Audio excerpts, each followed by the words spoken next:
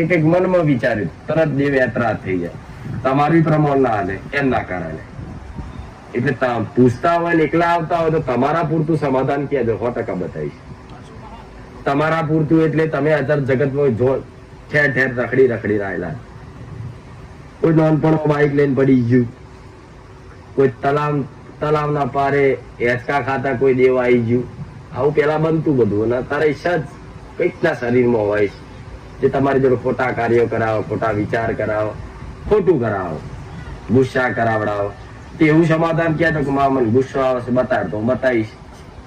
પડે ને ભલે રામ બોલાવો. શ્રી બોચર મિલડીમાં રામ રામ. રામ રામ.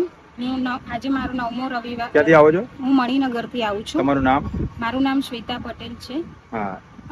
માતાજીના સાનિધ્યમાં આવ્યા પછી અમારે પહેલું તો મન નિર્મળ બની ગયું છે. શરીરમાં જે બી રોગ હતા એ બધામાં